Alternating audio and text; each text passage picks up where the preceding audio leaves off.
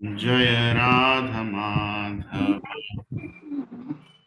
बिहारी गोपी जनवल्लभ गिरिवरधारी जय राधा माधव कुंज विहारी गोपी जनवल्लभ गिरिवरधारी यशोदानंदन व्रजजननंदन यमुना तीरावनचारी यशोदानंदन व्रजजननंदन यमुना तीरावनचारी जय राधा माधव कुंज विहारी गोपी गिरिवरधारी माधव कुंज विहारी गिरिवरधारी यशोदानंदन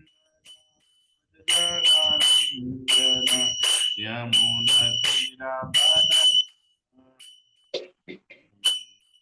यशोदानंदन व्रजजननंदन यमुनतीरावनचारी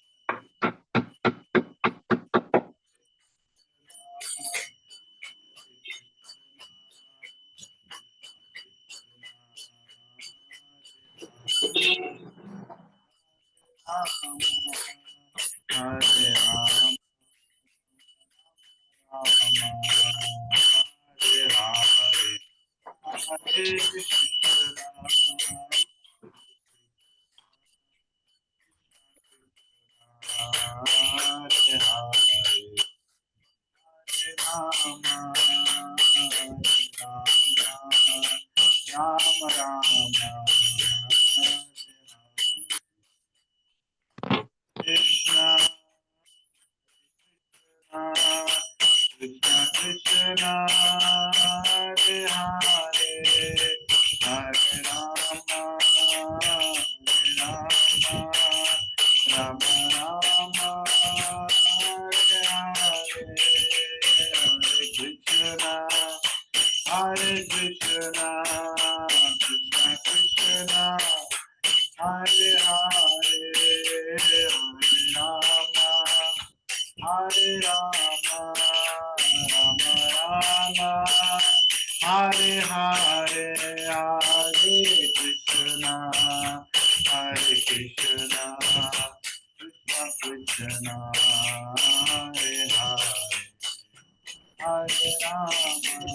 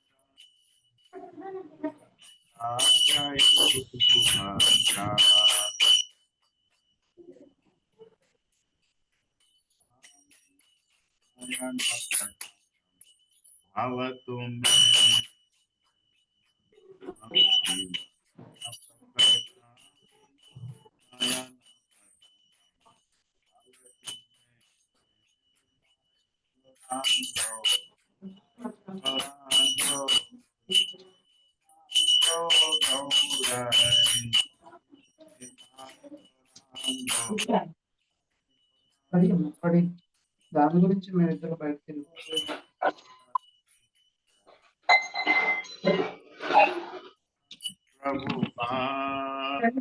प्रभुपाद जय जय प्रभुपाद जय जय प्रभुपाद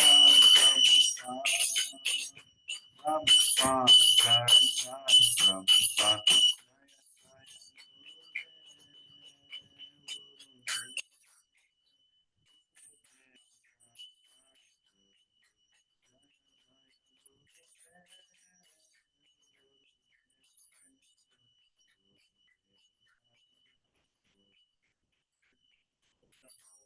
हरि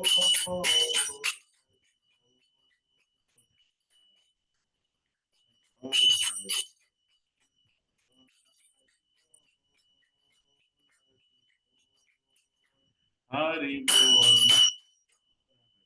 बोल।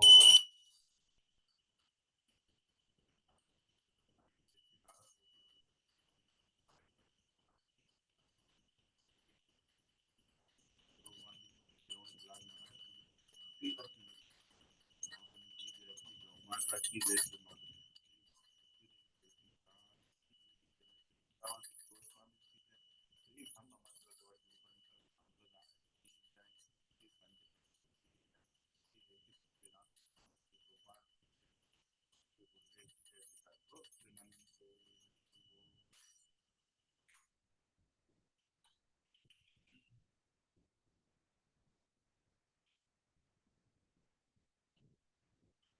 ॐ अज्ञानतिमिरान्धस्य ज्ञानाञ्जनशलाकया चक्षुरोन्मिलितं येन तस्मै श्रीगुरवे नमः।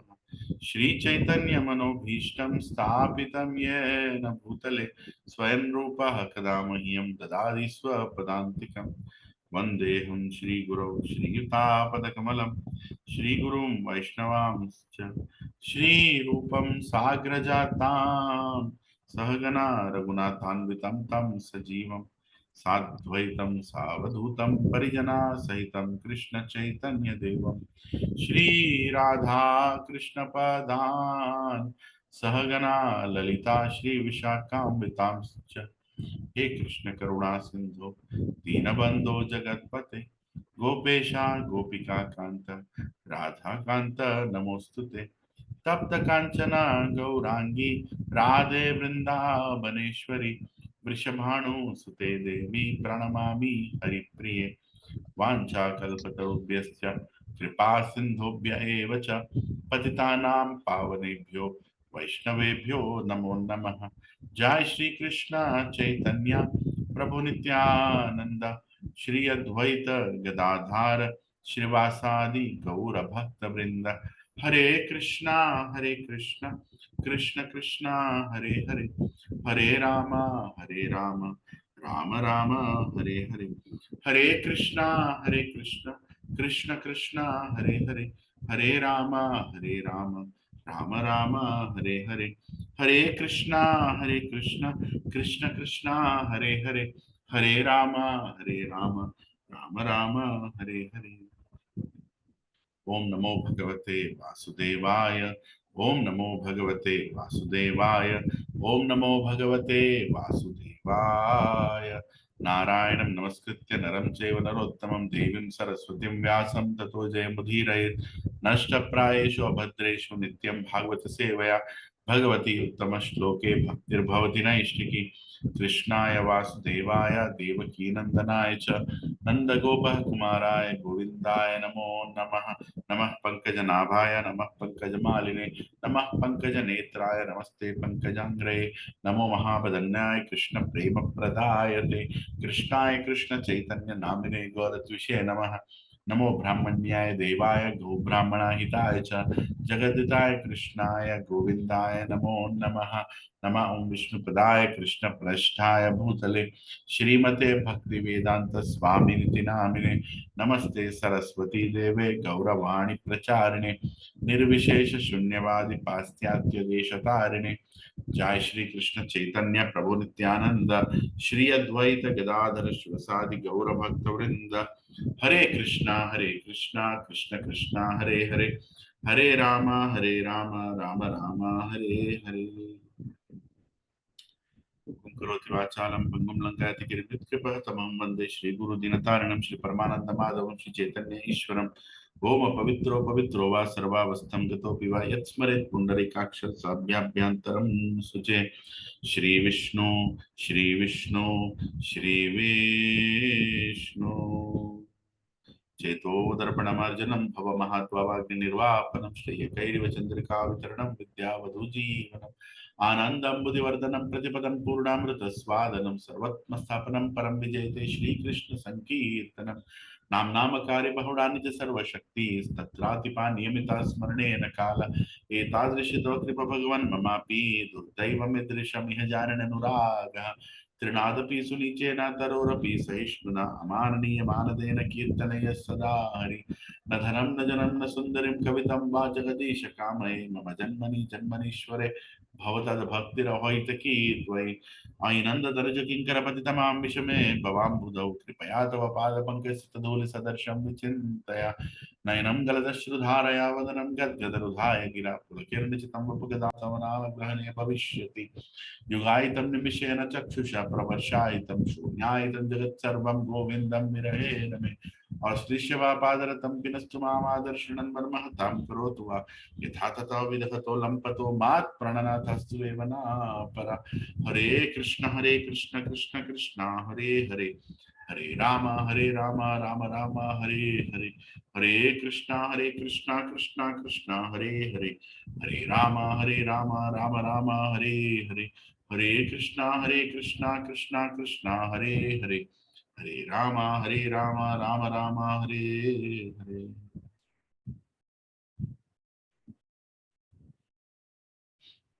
Hare Krishna, Dandot Pranam. Thank you for joining. Prabhus and Matajis, very, very grateful. Vanilla Mataji, Balamani Mataji, Santosh Aitya Prabhu. Krishna Prabhu, Dandot Pranam. Hare Krishna Prabhu, Dandot Pranam. Rupa Mataji, Hare Krishna, Dandot Pranam. Thank you for joining. Himanshu Prabhu, thank you. Dandot Pranam Prabhuji. Hare Krishna, Shirsha Mataji and Satya Srinivas Prabhu, thank you for joining. Ramareddy Prabhu and Mataji, thank you for joining. Hare Krishna. Hare Krishna Prabhu, Dandot Pranam. Very well. We are meeting again. Malini Prabhu and Meera Mataji, thank you for a wonderful Mangal Aarti, and we all pray for Meera Mataji's very, very happy and spiritual and material healthy life, and we wish that she makes lot of progress, and as a family will come back to God. That's our prayer. Hare Krishna. Shigopal Prabhu, Muna Mataji, Hare Hare Krishna. Krishna Prabhuji, Dandot Pranam. Mataji, thank you for joining. Hare Krishna. Kiran Prabhu, Hare Krishna, Dandot Pranam. Dandot Pranam Prabhu, Hare Krishna. Sanjay Prabhuji, Hare Krishna, thank you for joining. Ravir Prabhu and Suma Mataji and whole family, Dandot Pranam, thank you for joining. Hare Krishna Prabhuji, Dandot Pranam. Dandot Pranam. Hare Krishna. Saraswati Mataji, Surendra Prabhu, Surrender Prabhu, Dandot Pranam. Sudey Prabhu and Srivali Mataji, Dandot Pranam, please accept my humble obeisances. Anandanam Prabhu and Charane Mataji, Dandot Pranam, thank you for joining. Dandot Pranam. Rama, Dandot Pranam Prabhu. Ramaramba Mataji, Dandot Pranam, thank you for joining. Hare Krishna Prabhuji. Very well, very well. Very happy to see. Hare Krishna. So Anandaram Prabhu, you are on some bridge, flying in the air. I don't know. No problem. That was some background sub. Yeah. Not my computer. So. It was a nice background though. Hare Krishna. So thank you all for joining. I'm very grateful for you all choosing to come today morning. So we were discussing. We'll continue yesterday's discussion. We were discussing about Lord Brahma's prayers. So I'm going to share my screen.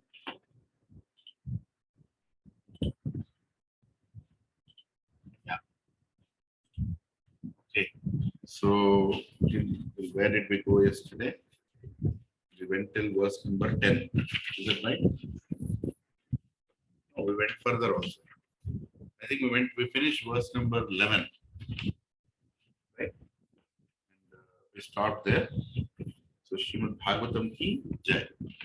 So we will do from verse number 12. I think we'll read verse number 11 again, and from there we'll continue. Okay. So, as a format of Bhagavatam class, we will first read a verse and its translation word by word, and then we'll go forward. And then remaining verses, we'll just read the translation and important points from the purport and go forward. Okay. Tvam bhakti yoga paribhavita hrit saroja asheshru shrutekshita vatho nanunatha pumsam yadyadiyata urgaya vibhavanti Tattat vapu pranayashe sad anugrahaya. Hare Krishna. Synonyms. Tvam, onto you. Bhakti yoga, in devotional service. Paribhavita, being 100% engaged. Paribhavita. Wow. Being 100% engaged. Hrit, of the heart. Saroje, on the lotus. Ashe, you recite. Shruta, ikshita, seen through the ear. Patha, the path. Nanu, now. Natha, O my Lord. Pumsam, of the devotees. Yat yat, whichever. Dhiya, Diya, by meditating. Te, your. Urugaya, O multi-glorious. Vibhavayanti, they specifically think of. Tat tat, the very same. Vapu, transcendental form. Pranayashe, do you manifest. Sat anugrahaya, to show your causeless mercy. Translation and purport by His Divine Grace A.C. Bhaktivedanta Swami Srila Prabhupada. Yeah. So here, Srila Prabhupada is reading. Please everybody focus. If you're not speaking, you can please mute your microphones, or I can help you do it. Yeah. There you go. Okay. Oh my Lord, your devotees can see you through the ears by the process of bona fide hearing, and thus their hearts become cleansed, and you take your seat there. You are so merciful to your devotees that you manifest yourself in the particular eternal form of transcendence in which they always think of you. Hare Krishna. So,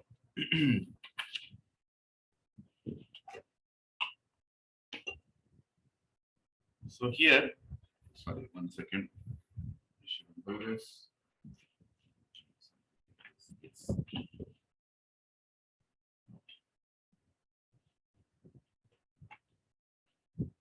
Yeah. Yeah. So here, first of all, what's going on here, right?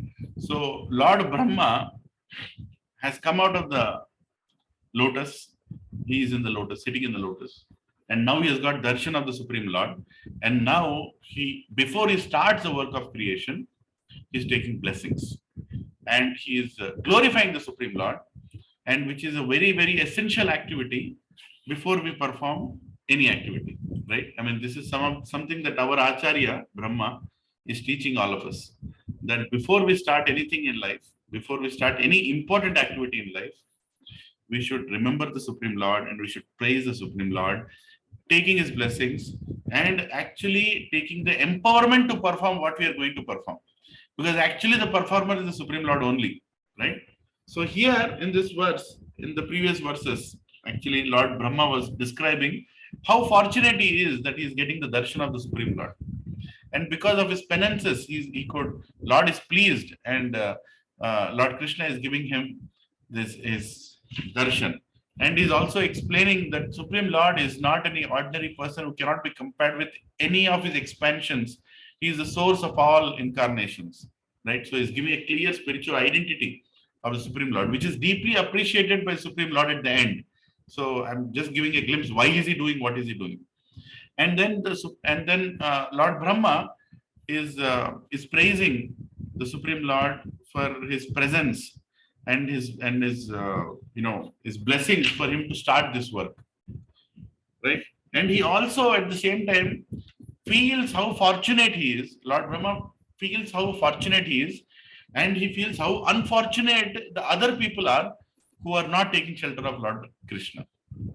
He says any activity that these people are doing in this world is simply a waste of time, and they are very unfortunate that they don't know the glories of the Supreme Lord, and they have no clue who is the Supreme Lord. You know how beautiful the Supreme Lord is, right? So that's the nature of a devotee we were discussing yesterday. And Lord Brahma, before this verse, he also talks about how the material opulence makes us independent, and how dangerous it is to become independent, that tendency of becoming independent and the tendency of enjoying our senses takes us away from the Supreme Lord. right? Extremely away, that we can't even fathom. We don't want Supreme Lord anymore. In fact, even in the spiritual life, Lord Brahma goes ahead and says that when that independent element comes in, then we lose the whole purpose of spiritual life. Spiritual life is to associate with God and his devotees and to remain in that association so that we can understand the Supreme Lord and take his blessings always. Even though any service you're doing, whether you're a preacher or a facilitator or a manager or simply a devotee, sitting there and chanting, all of them are same from Lord's perspective. But if you're not taking association and we're trying to become independent in our services, seeing faults in others, see, you become independent only when you start seeing faults in others. Otherwise, you cannot become independent. So a simple reason why you become independent in your actions and in your proceedings is because you start seeing faults in others. Right? So we should always be careful with devotees who are leading an independent Bhakti Riksha, who are leading an independent group, who are leading an independent Kirtan, and they say that, okay, we are good here, we don't need any seniors, or we don't need to be associated or connected with any authorized ISKCON center, or these are all the indications. I'm giving you a glimpse how it starts, right? And then it becomes a independent agenda. And then Supreme Lord is not pleased by that. That's the whole point. So materialistic tendency, when brought into spiritual life, leads to this kind of independence. Okay, sometimes we go through some difficult phases in our spiritual life, trying to make others understand what we are doing, and sometimes others don't understand. But we should not give up our endeavor to make them understand. We should make sure that our seniors understand what we are doing, and we should always associate with them. It's not a choice. It's a need that we always take association of the seniors, right? So that's something that Lord Brahma has indirectly told in the previous verses. And now in this verse, he's saying that because we are hearing the Krishna Katha, how our hearts are being cleansed. Yesterday, I gave a little funny analogy that how beautiful we are becoming, how our hearts are being cleaned.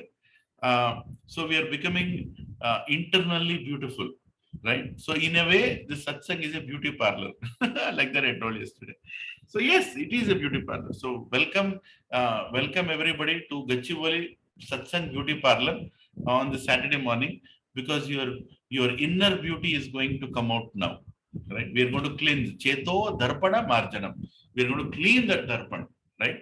And your beauty, the original beauty is going to come out. So we are beautifying ourselves so that who is attracted? We are beautifying ourselves so that Lord Krishna is attracted. Not our neighbor, not our spouse, not our children, not ourselves in the mirror. That's not the beauty that we're talking about. We're talking about the beauty of the soul, right? The original beauty of the soul. We are regenerating it, right? Reviving it. We are originally very beautiful. We are the most beautiful, because if you're not beautiful, how come we were with Krishna in the Goloka Vrindavan? We were all in the Goloka Vrindavan. Of this, there is no doubt. Now we have come here, we've fallen here. And now we are misidentifying our beauty to our external bodily beauty. But the real beauty that we have is our spiritual beauty, which is our soul. But the soul is subject to condition.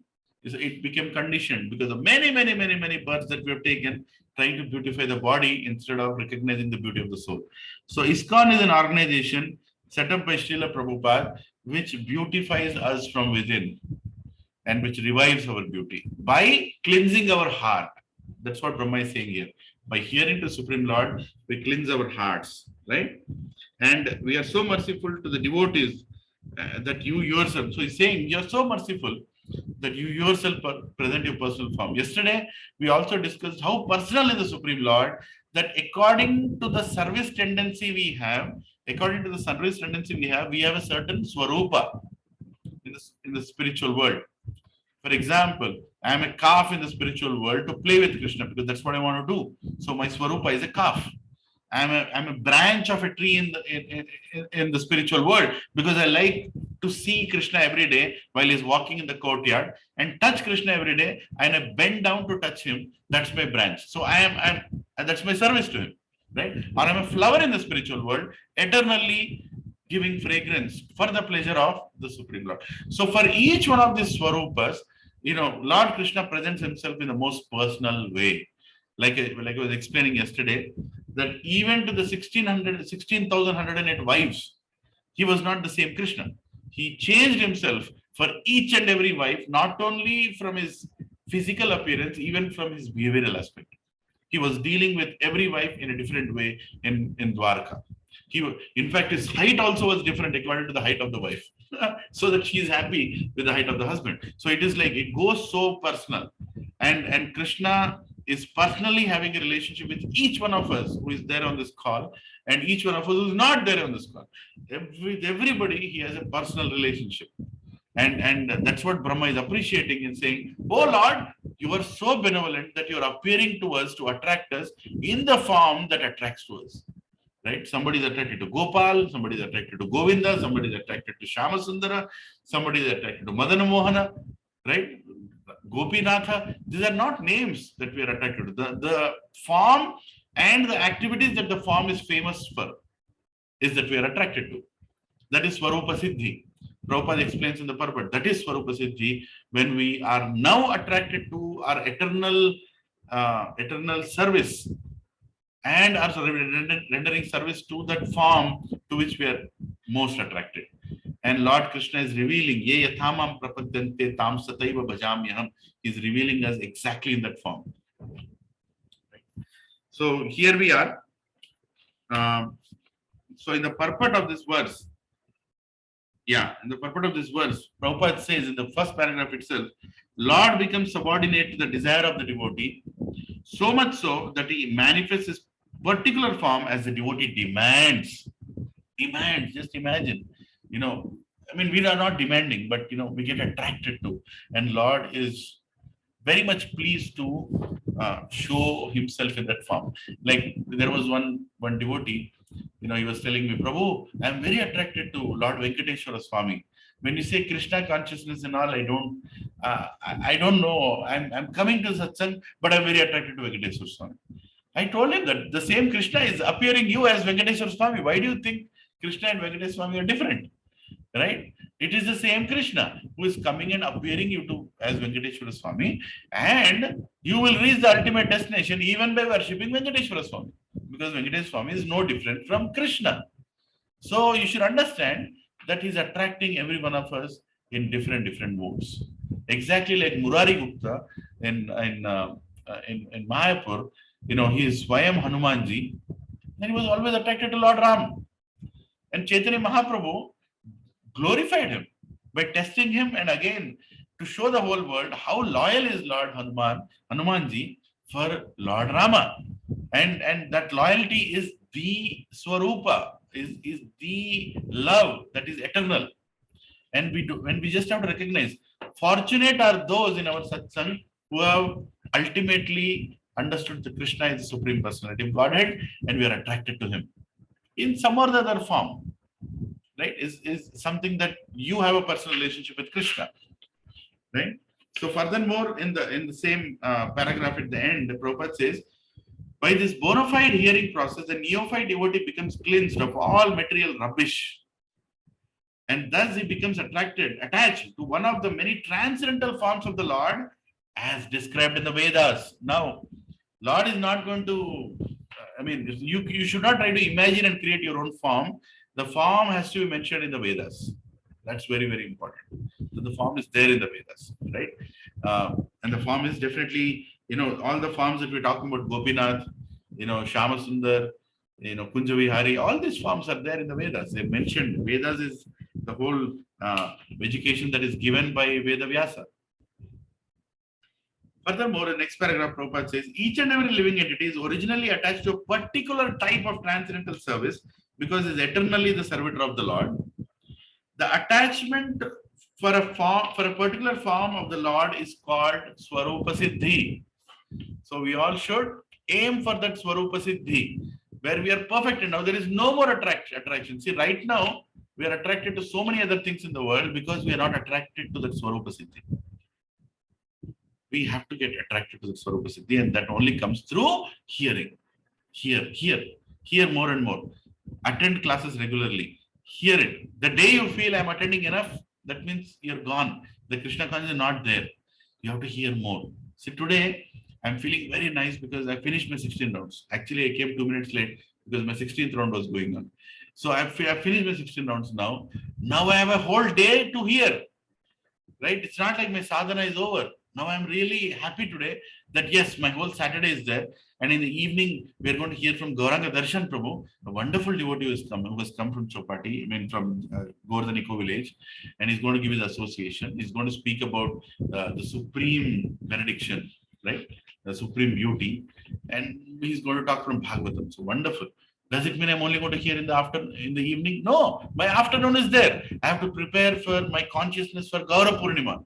Gaura Purnima is coming. It's only 3 days away, where the most benevolent, the most merciful, the most magnanimous Audharya form of the Supreme Lord is appearing. Sri Gauranga Mahaprabhu is appearing.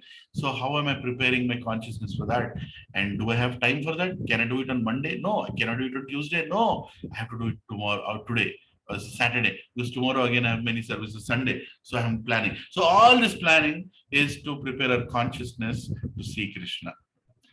Lord Brahma is also preparing his consciousness after he's seen Krishna, and is preparing his consciousness after seeing Krishna, before seeing Krishna. It's all about we waiting to associate with Krishna, right? So furthermore, Prabhupada says in the purport, the Lord, however, does not disclose himself to casual or inauthentic worshipper to be exploited. See the words that Prabhupada is using. Casual or inauthentic, both. Inauthentic means what? People who don't go to Sampradaya for getting the Supreme Lord. Meaning they just go anywhere. They are okay for being entertained by some spiritual speaker, so-called spiritual people, unauthentic people. Lord doesn't reveal. It doesn't reveal. Very clear. So somebody says, any path will take me to God. I'm sorry, dear Prabhujis and Matajis, that here it is very clearly being mentioned. Prabhupada is saying, unauthentic people will never have access to God. It's very unfortunate that sometimes people do that. And casual devotees. Can anyone tell who are casual devotees?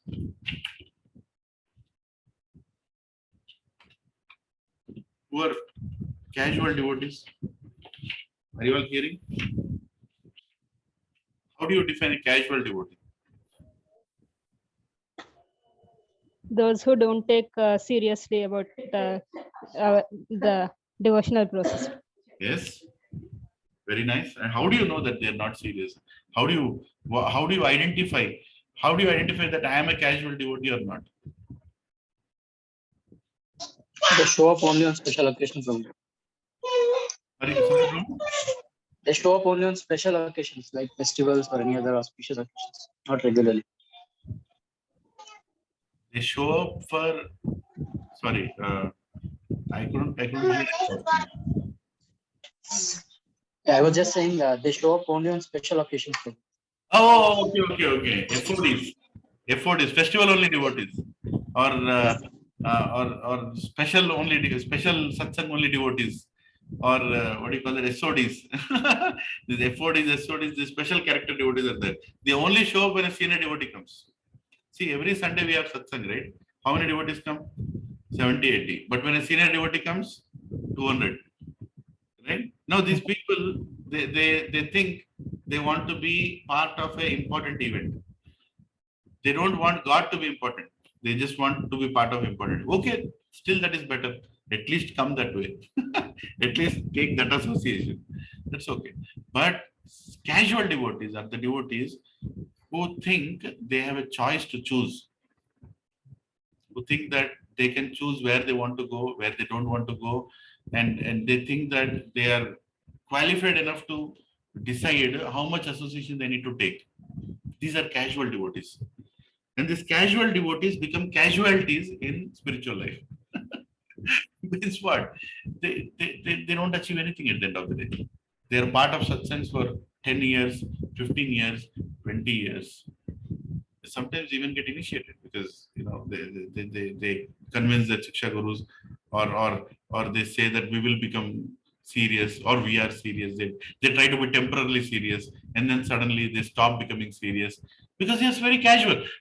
For them, spiritual life is one part of the life. Spiritual life is not one part of the life. Prabhupada and Mataji, spiritual life is the life. Is the life. There is no, it's not part of life. Right? How do I balance spirituality and material life? You don't need to balance. Just become spiritual. Become spiritual and manage your material life around it. We are spirits experiencing human life, not humans trying to experience spiritual life. It's the other way around. We have to, by the time before we die, this body goes, we have to realize our spiritual identity. And if you're fortunate, the Swarupa Siddhi, what Prabhupada is saying. So these are casual devotees. So Prabhupada is very clearly saying, these casual devotees will never experience spiritual, Supreme Lord. Supreme Lord will not reveal to them because they're not interested, they're casual. Will you, if someone invites you saying, sir, please come to our home, casually, we are calling you. Casually, we are calling you. Will you go? Huh? Casually, I'm calling you. Will you go? How many will go? Tell me. Nobody will go. Right. If you're so casual, why do you need me? You'll feel like that, isn't it? The same way, if you're casually treating the Supreme Lord, if you're casually treating the satsangs, that's what happens. You're casual, so God is also casual. Like, okay, you want to casually present yourself that you are my devotee. I will also not treat you seriously. You are a casual person for me. Okay, take another 50 lives, another 5,000 lives, another 50 million lives. When you become serious, then I will reveal myself to you. Right.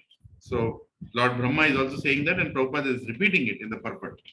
Furthermore, in the purport, Prabhupada says the Lord is never visible to pseudo devotees who worship the demigods in charge of universal affairs. Right? So they also look like devotees, they are all worshipping the devatas. The conclusion is that Lord cannot become the order supplier of a pseudo devotee, but he is always prepared to respond to the desires of a pure, unconditional devotee who is free from all tinges of material infection.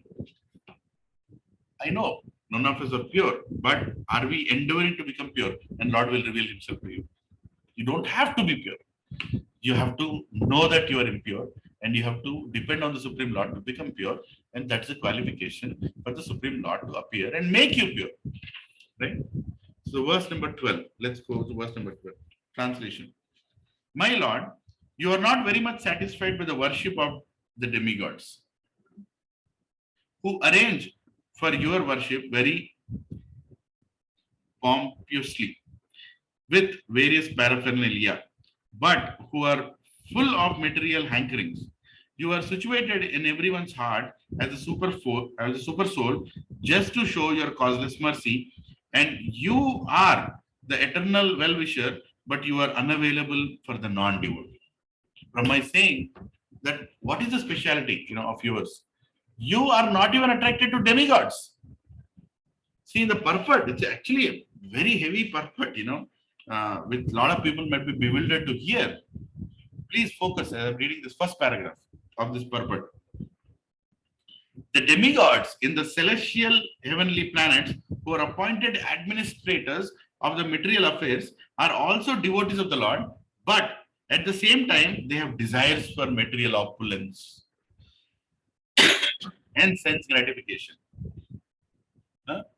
The Lord is so kind that he awards them all sorts of material happiness, more than they desire, more than they can desire, but he is not satisfied with them because they are not pure devotees. See, this is the beauty, right? Even devatas, Supreme Lord is not going to reveal them. That's the reason even devatas are like waiting, when can we take darshan of the Supreme Lord? No, he doesn't give darshan because they are more attracted to the material desires. So, but they have done some devotional activities, partial devotional activities. So they've been given the body of devatas. Now, Prabhupada says the Lord does not want any one of his innumerable sons, the living entities, to remain in the material world of threefold miseries, to perpetually suffer the material pangs of birth, death, old age, and disease.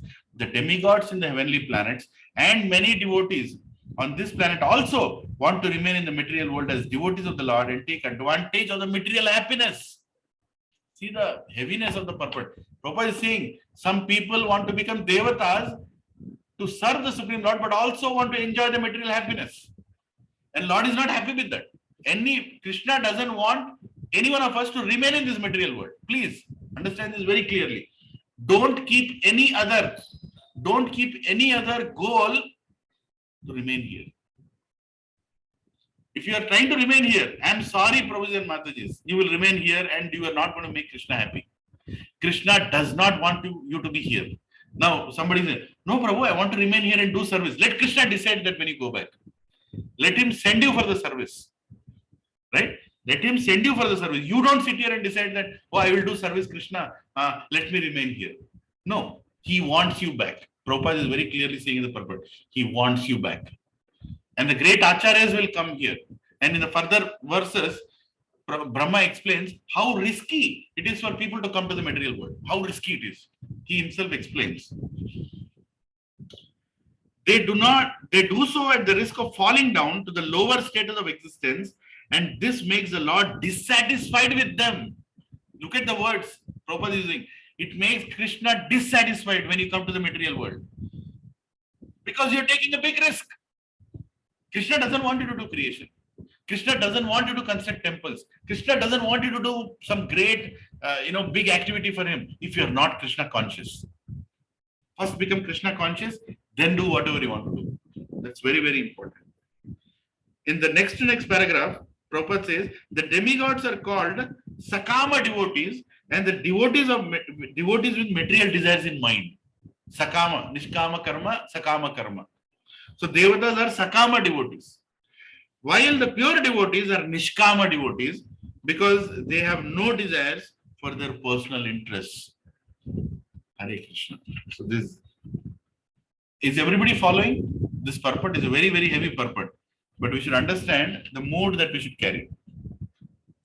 Furthermore, at the end of the purport, Prabhupada says, the Lord is so satisfied that his pure devotees, with his pure devotees, that he wants to give them the credit of missionary success, although he could do the work personally. This is a sign of his satisfaction with his pure Nishkama devotees compared to the Sakama devotees.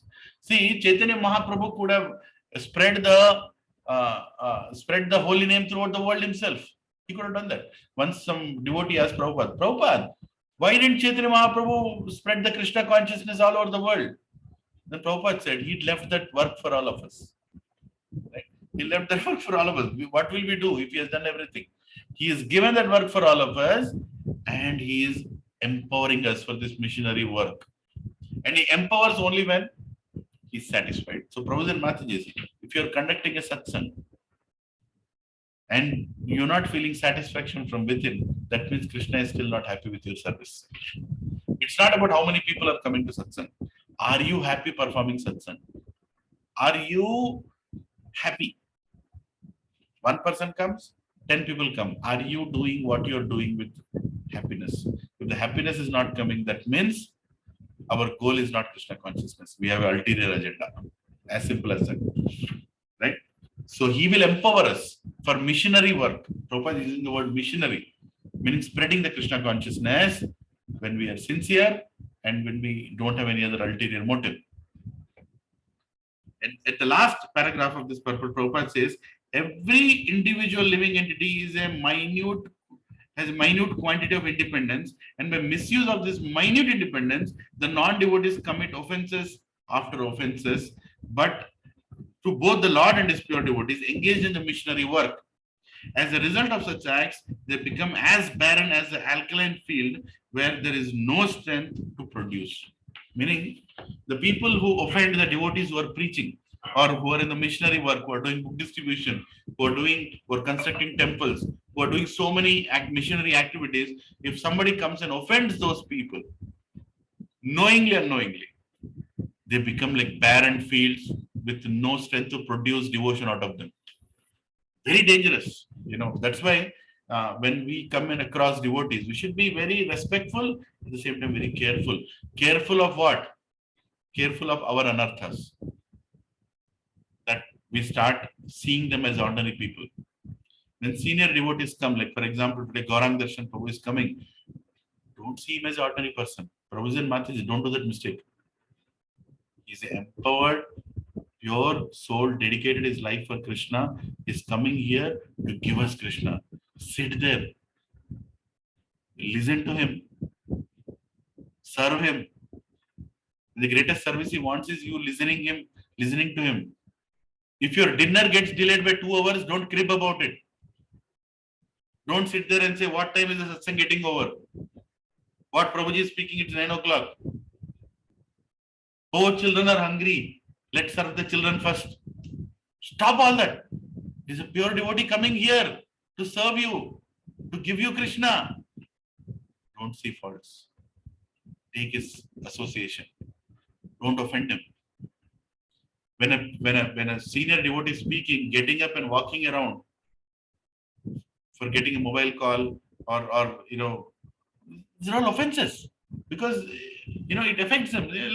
They're coming here to serve you and you're not showing any interest. And you're showing up at your own time. Huh? You are not, you come to the satsang later. Right? You don't come on time. You come because you want to be worshipped. See, if you come early to the satsang, when the event happens, you can welcome the speaker with folded hands. When you come late to the satsang, who welcomes you with folded hands? Who welcomes you with folded hands? The speaker, isn't it? So you want devotees to welcome you with folded hands? Or you want to come and welcome the devotees with folded hands? You decide. That shows your interest in service. And Krishna sees those things. We are not here to be worshipped. We are here to learn worship.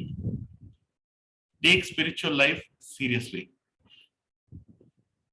Take it very seriously. Right?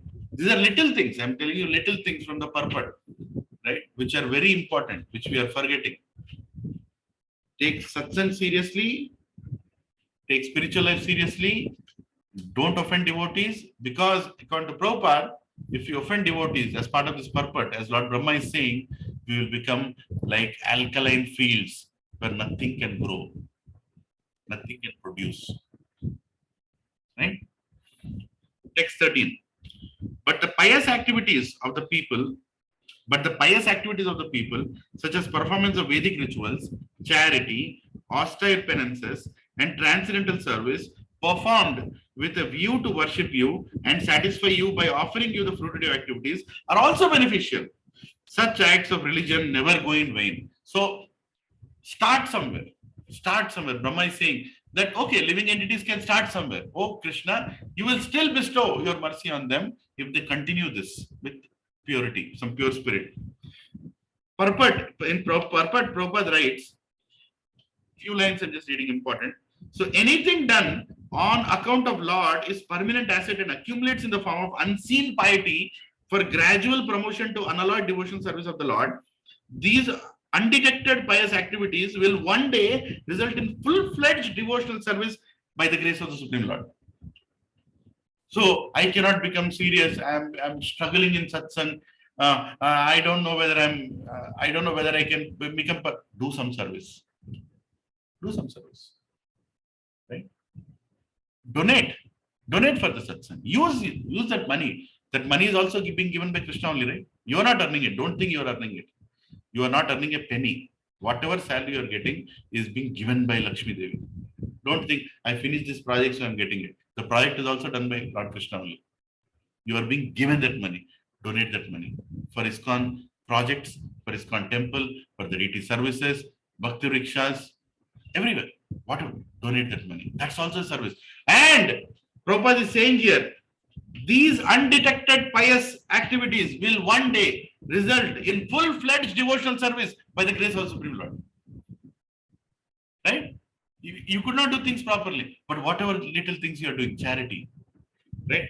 Prabhupada says, charity, what else?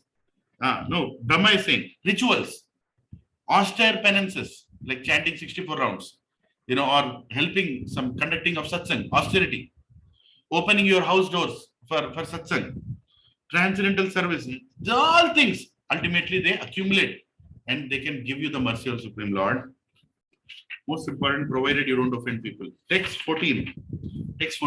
Lord Brahma is saying, let me offer my obeisances unto the supreme transcendence, who is eternally distinguished by his internal potency. His indistinguishable impersonal feature is realized by intelligence for self-realization. I offer my obeisances unto him who by his pastimes enjoys the creation, maintenance, and dissolution of the cosmic manifestation. Here Lord Brahma is explaining that even his impersonal feature can be realized by sincere devotees. They can realize it. Right? In the purport, Prabhupada says, the rasa dance, please hear this important part of the purport.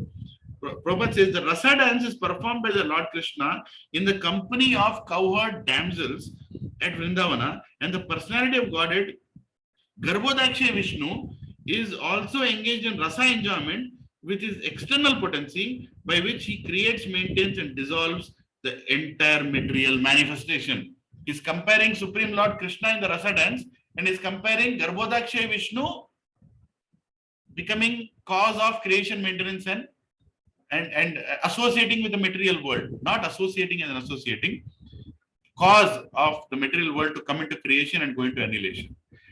This is also similar to Lord Krishna associating with gopis in Vrindavan.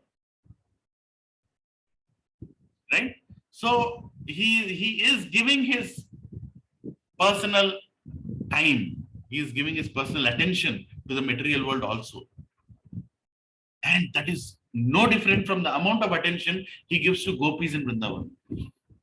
So we should be very fortunate. We should feel, oh my God, Krishna, how much you are doing for us. Right? Text 15.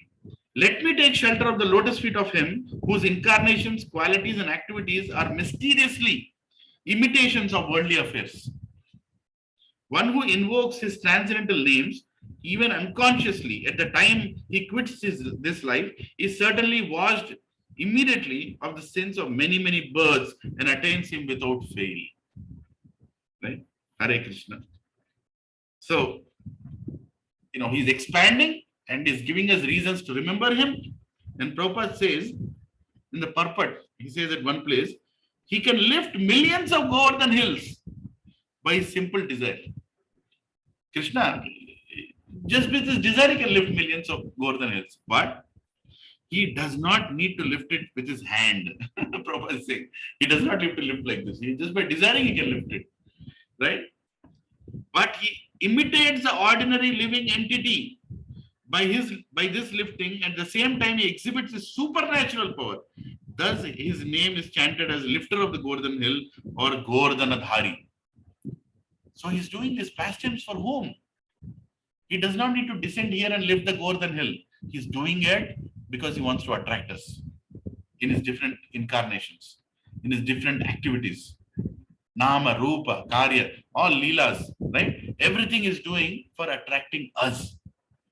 And if we are not paying attention to that, then we are the most unfortunate people.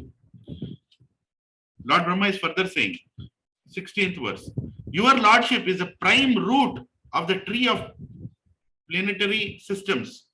This tree has grown by first penetrating the material nature in three trunks as me, Shiva, and you, the Almighty, for the creation, maintenance, and dissolution. And we three have grown with many branches. Therefore, I offer my obeisances unto you, the tree of the cosmic manifestation. So Lord Brahma is clearly recognizing and saying, even though we are three gunavtaras, for mode of goodness, passion, and ignorance, but the whole tree is actually coming from you. See, Bhagavad Gita in 15th chapter, Lord Krishna talks about this tree, which is pointing upwards with the roots, and the reflection of that is material world, which is pointing downwards, right? The whole tree, the perverted reflection of the spiritual pointing downwards as material. But the most important thing is the root is Vishnu in both the cases, whether it is spiritual or whether it is material. The root is Krishna only. It is not different. So you cannot say, oh, material world, I cannot realize Krishna in the material world. You can, provided you understand, go to the root. If you stay in the tree, busy with branches and trying to fulfill your desire, senses, then you can never realize Krishna. You have to go to the root, even in the material world. And the spiritual world also, they are focused on the root only because that is Vishnu. Right? So the source is both. So in the purport, Prabhupada says, of the three principal agents controlling the three modes of material nature, Vishnu is the Almighty. Even though he is within the material nature for the purpose of maintenance, he is not controlled by the laws of material nature. The other two, Brahma and Shiva, although almost as greatly powerful as the Lord, as Vishnu, are within the control of the material nature. Very clearly saying that everybody except Lord Krishna are under the control of the material nature, including Lord Brahma and Lord Shiva, but not like this. You cannot compare these great personalities with us. Don't never do that. And Shambhu Tattva is completely different. It's not Jiva Tattva. But he's saying they cannot be equated with Vishnu. They cannot be. Don't ever do that. And the last lines of this purport, Prabhupada says, the real tree is situated in the eternal existence of spiritual nature, full of transcendental varieties, the spiritual. And Lord Vishnu is the root of the tree also. The root is the same. Prabhupada is saying the same thing that I just repeated. The root is the same, the Lord, both for the real tree and the false tree. But the false tree is only the perverted reflection of the real tree. The Lord, being the real tree, is here offered obeisances by Brahma on his own behalf and also on the behalf of Lord Shiva. So Brahma is also saying, even Lord Shiva is appreciating you. Even though we are guna avtaras, but you are not. You cannot be equated with us. So the problem is this Trinity concept. They say Brahma, Shiva, and Vishnu, and they say that, oh, goodness, passion, and ignorance. No, Vishnu is above this. Vishnu is the root, and he is also appearing here for Brahmanya Devaya Gau Brahmana, to give that pleasure to the Brahmanas. He is appearing to deal with the people in the mode of goodness, to bring people to mode of goodness. He is appearing. But you cannot equate Gunavatara as equal to Brahma and Vishnu. Never ever do that mistake. Who is saying this? Brahma is saying this in verse 16. Verse 17. People in general all engage in foolish acts, not in the really beneficial activities enunciated directly by you for their guidance. As long as their tendency for foolish work remains powerful, all their plans in the struggle for existence will be cut to pieces. I therefore offer my humble obeisance unto you, who acts as eternal time. Lord Brahma is telling that you are so great as eternal time, Kala Shakti. Kala Shakti, you are Kala, that all these activities these materialistic people are doing, they all will be cut to pieces by you. Nobody can achieve anything in this material world. If you are not using your body and your consciousness to become Krishna conscious in this material world, you are simply wasting your time. Sir, I am the director of Infosys. Sir, I am the vice president of Microsoft. Sir, I am the chief chairman of Indian Aviation Association. You are nonsense. That's all you are. Brahma is saying, you are nonsense. You are. If you are not becoming Krishna conscious, you are simply going to waste your life putting your designation in LinkedIn and feeling, and every time you get a work anniversary, people say, or every time you get a promotion, people say, oh great, you got promoted now as a chairman. You are nonsense if you are not becoming Krishna conscious, because Lord, as the eternal time, Kala Shakti, is going to remove you and throw you out. What good is your LinkedIn profile if you're dead? And how many people you think in LinkedIn are still alive? You know that they're alive? After they're dead also, their spouses don't know how to delete their accounts. So many dead bodies are also sitting in LinkedIn and Facebook and WhatsApp and so many other social medias. They're already dead. That is how much it is of the value if you're not becoming Krishna conscious. So don't try to look for na dhanam, na janam, na sundarim, kavitam va jagadish kame. Chaitanya Mahaprabhu is saying, don't look for that fame. It's useless. Become Krishna conscious. And even within ISKCON, don't try to grow in ISKCON, become a source to grow ISKCON. You understood what I'm saying? Don't try to grow in ISKCON. Help in growth of ISKCON.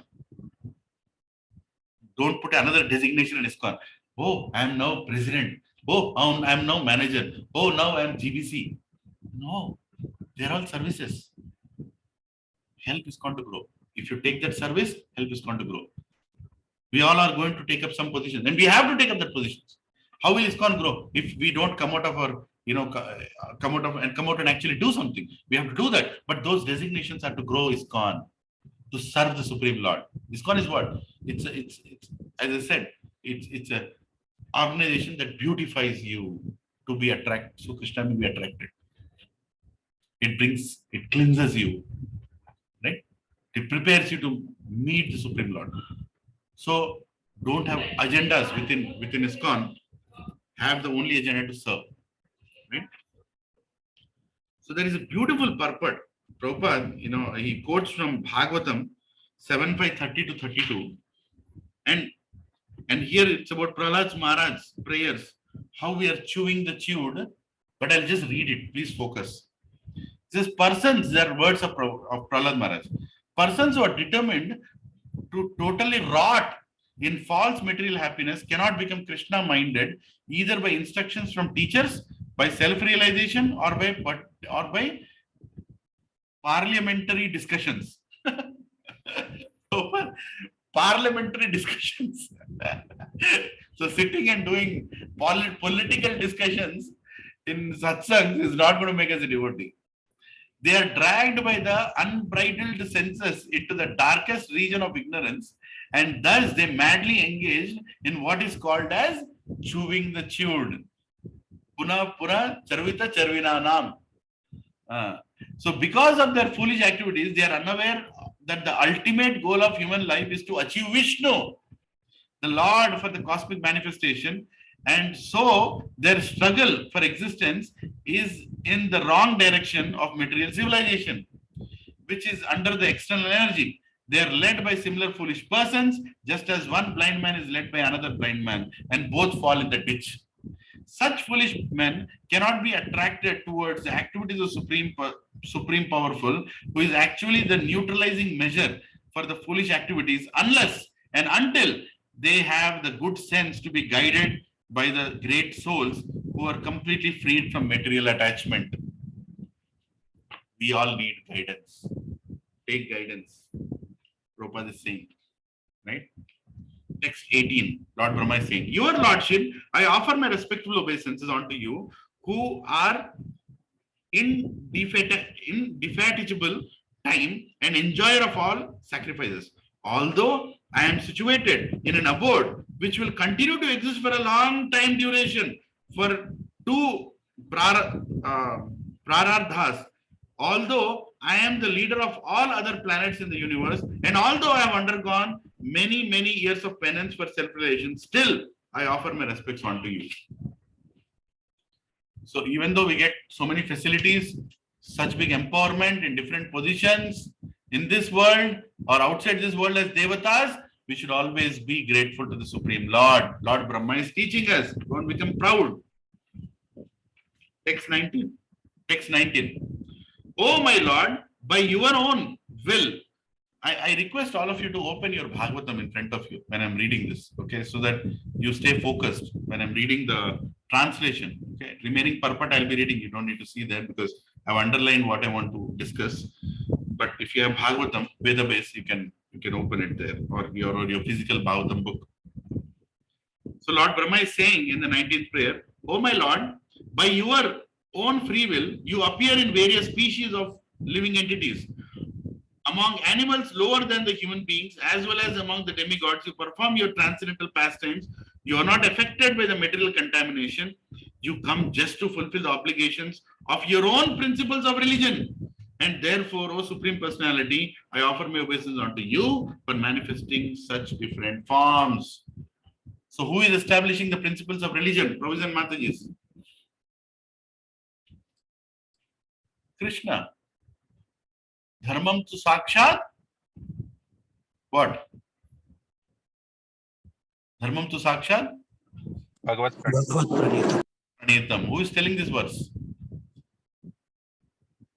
Who is telling this verse in Bhagavatam? Dharmaraj. Who is Dharmaraj? Yamaraj. He is telling this verse. He's saying, Dharmam tu sakshat bhagavat pranitam. You are the one who is establishing, writing the principles. And to implement that principles also, you only have to appear. Right? So here, Lord Brahma is praising that you are giving us the principles of religion so that we can come back to you, following those principles. And by the way, to implement the principles also, you yourself are appearing again and again, again, again. Yada yada hi dharmasya jnanir bhavati bharata. Right? Again and again, you are establishing the dharma. Text 20. My Lord, you accept the pleasure of sleeping in the water of devastation where there are violent waves, and you enjoy pleasure on the bed of snakes, showing the happiness of your sleep to intelligent persons. At that time, all universal planets are sanctioned within your abdomen, are stationed within your abdomen. Now, here is amazing part. Prabhupada, smashes the materialistic people in the purport. He says in the purport, they are surprised. Who is surprised? Materialistic people. They are surprised that one can lie down within the water and sleep very happily.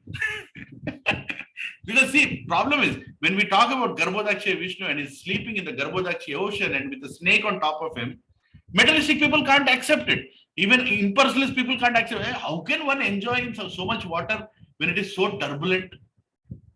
Right? They can't accept it. They can't accept that the God can go to sleep also. They don't accept it. Non-devotees or materialistic people have their vision so limited, they don't appreciate Mangalarti. They don't appreciate Mangalarti is what? Now come on, Mangalarti is what? Mangalarti is you are going and waking up the Lord. That's Mangalarti. And how can you wake up the Lord if you don't believe that he sleeps?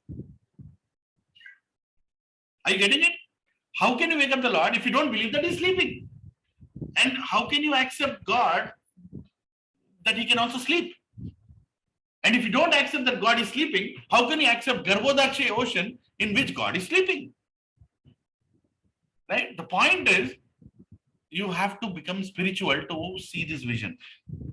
Materialistic people or impersonal people can't understand Mangalarti, they can't understand Garbhodakshaya ocean. And actually, the waters of Garbhodakshaya ocean are so turbulent. The waves that we see in this material world are nothing. If you go to YouTube and say large waves, you'll see unbelievable, like videos of huge waves. The ship is going down with a wave. And that wave is nothing in front of the turbulent waves of Garbhodakshaya ocean. And in that ocean, Lord Krishna is sleeping. How can you believe this? You can't. If you are using material vision, materialistic thoughts, you can't. So Prabhupada says in the purport, they are surprised that one can lie down within water and sleep very happily, but a little intelligence can mitigate this foolish astonishment. There are many living entities within the bed of the ocean who also enjoy the material bodily activities of eating, sleeping, and defending and mating. Hear the words now. If such insignificant living entities can enjoy life within the water, why can't the Supreme Lord, who is all powerful, sleep on the cool body of a serpent and enjoy the turmoil of the ocean, of the violent ocean waves? Isn't it? I mean, just use your intelligence. Such a violent, turbulent ocean, and a fish is nicely going in that ocean. And there are so many small, little crabs which are so happily going around inside. If they can enjoy their life in such a turbulent ocean, the creator of all, the source of all, Supreme Lord, why can't he sleep on the ocean and laugh and nicely sleep? Why can't he do that? Right? The problem is our materialistic vision. Text 21. Lord Brahma is saying, O object of my worship, I am born from the house of your lotus navel for the purpose of creating the universe by your mercy. All these planets of the universe were stationed within your transcendental abdomen while you were enjoying sleep. Now your sleep having ended, your eyes are open like blossoming lotuses in the morning. He's saying, these planets that you want me to work on, these all planets, by the way. Did Brahma create the planets? No. Did Brahma create the solar system? No. Did Brahma create the galaxy? No. They're already there. He has to arrange them to make them function. That's Brahma's job. And he has to supply the bodies into which the souls can enter and do their jobs in the material life and become purified. So here the Supreme Lord is saying, by the way, everything is there inside your abdomen, O Supreme Lord, and you were sleeping and they were everything. Now that you've woken up, now that you're giving darshan to me, they all are going to come out now. Right? And Purport Prabhupada says, exactly what we discussed. Early in the morning, the devotee has to rise from his bed and pray to the Lord. And there are other regulatory principles for offering Mangal Arati early in the morning. Foolish non-devotees, not understanding the importance of Archana, criticize the regulatory principles, but they don't have eyes to see that the Supreme Lord also sleeps by his own will. Vibhavarisesha aloka pravesha, nitra chari uto jiva. This word, this is not to just wake us up. It is like inviting Lord Krishna, please wake up and see, look at us. We are all conditioned people. So we actually believe the Supreme Lord sleeps by his own will. Impersonal, second paragraph, Prabhupada says, impersonalists always think backwards. They think that because they are in the form in matter, spirit should be formless.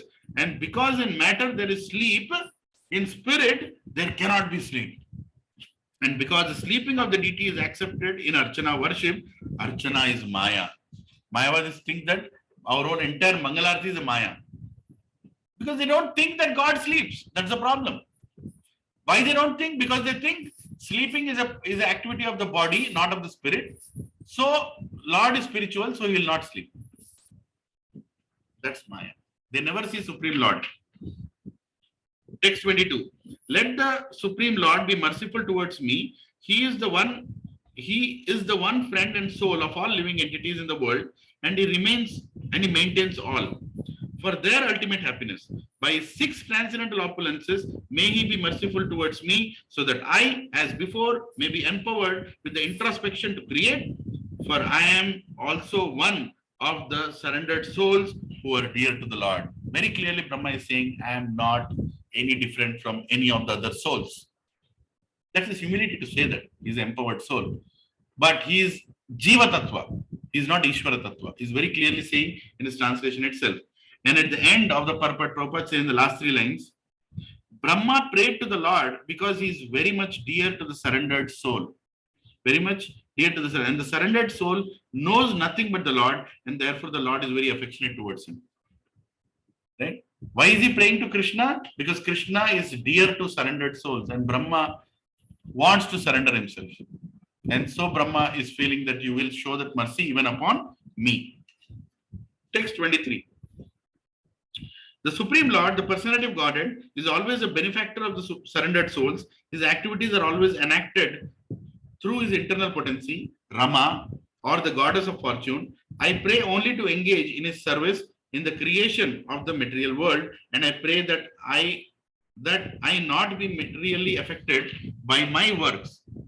For thus I may be able to give up the false prestige of being the creator. See the beauty. He's saying, I want to do the service, but please make sure that I don't get false prestige. And in the last lines of the purport, Prabhupada says, by spiritual consciousness, one can be free from the contamination of material affection and receive the benedictions offered with the Lord. Only by spiritual consciousness. So Prabhupada and Mataji is whatever service that we are doing, whatever satsangs we are doing, do it in spiritual consciousness, not anyway touched by materiality. Now, what do you mean spiritual consciousness in a satsang? Let's spend 2 minutes here. Can you all tell what is spiritual consciousness in a satsang?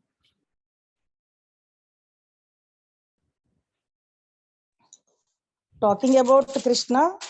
Yes, talking about with Krishna. with all the devotees. Yes. And we should not divert our mind towards other material things when we were in the satsang. Yes, correct. And Thinking that attentively. body and their soul, that is spiritual consciousness. Yes. And fellow the devotees who are there around are helping us in smooth sailing of our spiritual journey. wonderful point. Yes, that is spiritual consciousness. How do you know that I'm spiritually conscious in satsang? I'm coming to satsang to take shelter. Am I coming to satsang to take shelter, not to give shelter? We are coming to satsang to take shelter of devotees. Even as a preacher, if you're sitting there and preaching, you're taking shelter of devotees. Because you're not preaching your Bhagavatam, you're preaching Srimad Bhagavatam.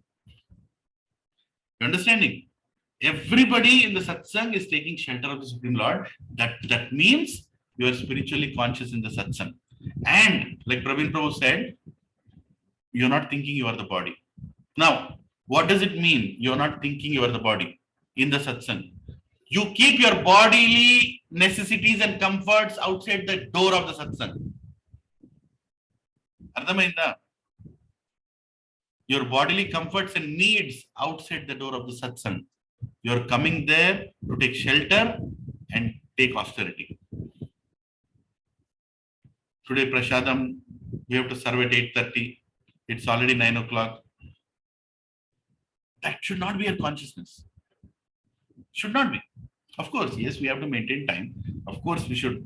But the goal of satsang is to become spiritual. That day of the week, that time in the satsang, completely get absorbed in hearing from Srila Prabhupada, from the purports, and the Siksha, whoever is sitting on the Vyasasan is repeating the words. He's sharing his realizations. He is giving different quotations from different places. He has worked hard to prepare to give you something. Whoever is, like today Gaurang Darshan Prabhu, he is going to reveal. So sit there and listen. Don't sit there and think, 8:30 ainda, 9 o'clock ainda, AC panchestunada, let the organizer take care of it. You don't have to worry if AC is not working. It's okay if you sweat. It's okay if your child is hungry. What happens if the child is hungry? We'll get food after some time. That's all. Isn't it? Don't make it. When satsang, I'm telling this again and again to everybody in the satsang, I'm telling. When the speaker is speaking, don't start serving prasadam. When the speaker is speaking, don't start moving around here and there. When the speaker is speaking, pay attention and sit there and listen. When the speaker is speaking, if your mind is troubling you, Bhakti Siddhanta says, take a chappal and beat that mind, that it sits there and listens. That is satsang. That is called spiritual consciousness in the satsang. And prepare yourself externally and internally to be in that satsang. Internally, as what I said, spiritually conscious. I mean, like you should take shelter, mood to come. Externally, wear the right dress to go to the satsang. Wear the right dress. It matters. Prabhus, it matters. I still see devotees after 5-6 years in satsang coming in that pajamas, lungis, pants. Why? You don't know how to wear a dhoti? How much time does it take to wear a dhoti? Wear a dhoti. You will feel different that day. Two reasons. One, you obeyed to the suggestion of a devotee and you have done it. That itself will give you the mercy. And you will create the right ambience there. You'll create the right ambience there. Right? Simple clothing. Nothing, glaring and glittering. Don't make satsang into another party. Designer blouses, designer lungis, designer saris, designer dhotis, designer linings. No. Simple. Keep it simple.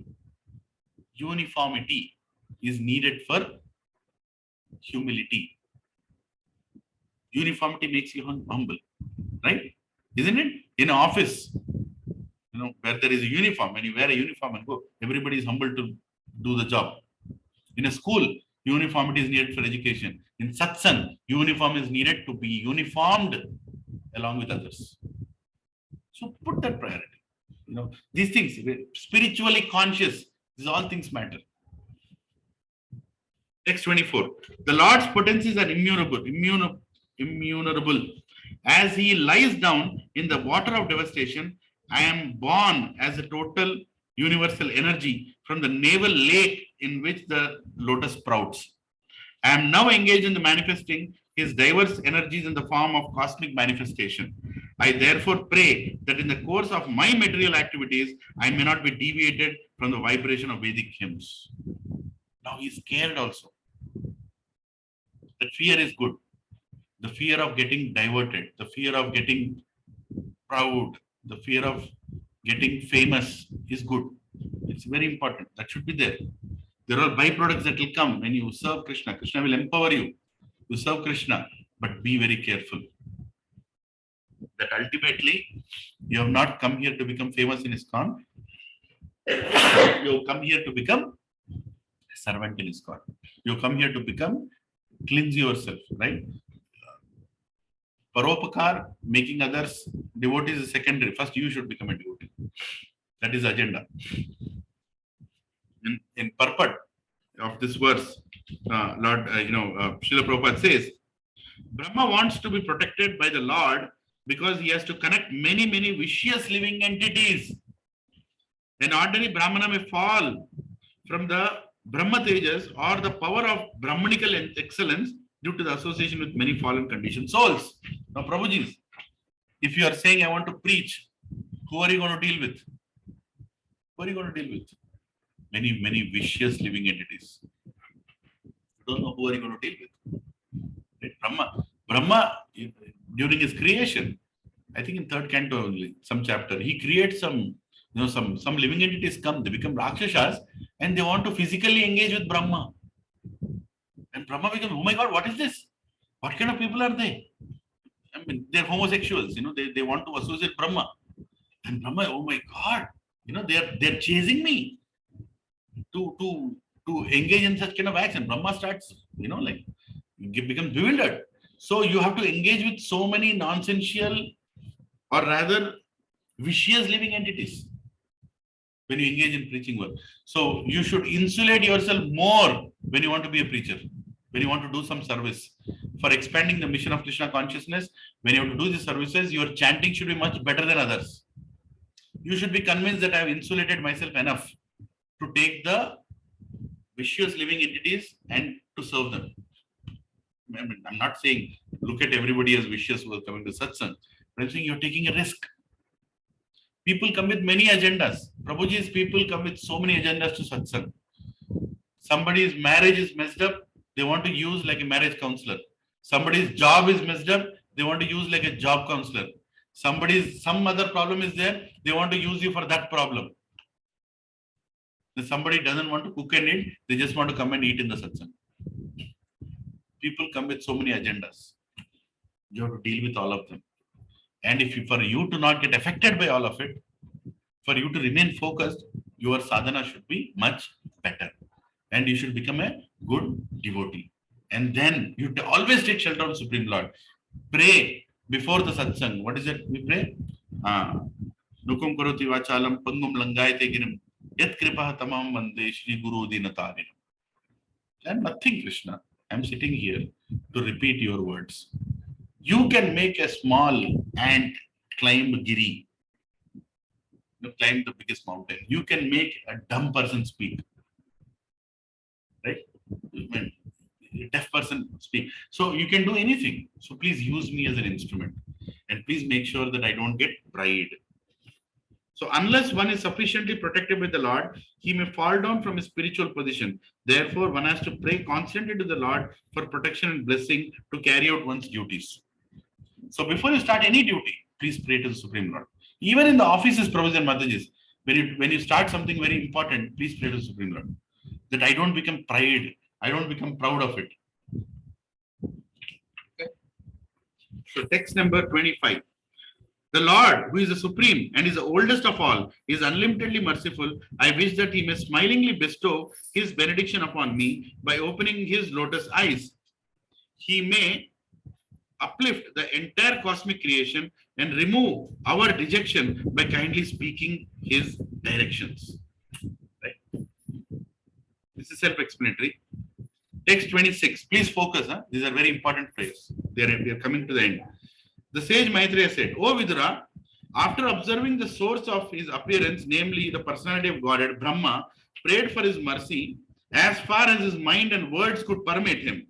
Thus, having prayed, he became silent, as if tired from his activities of penance, knowledge, and mental concentration. So he offered his prayers. Lord Brahma's last prayer is the last one that I sang. I wish that He smilingly bestows his benediction upon me by opening his lotus eyes. He can uplift the entire cosmic creation and remove our dejection by kindly speaking his directions. So at the end, Brahma says, please direct me now. Please speak. Now that you have appeared, mercifully appeared. He appeared two times. Once internally, once externally to Brahma.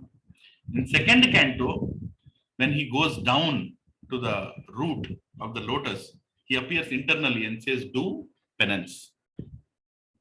And now, in the third canto, in the 8th chapter, he appears externally. And he gives darshan, physical darshan. And now Lord Brahma has said all these prayers, these 25 prayers Lord Brahma has said. And now he's saying, please give me direction so I can do my duty properly. Text 27 and 28.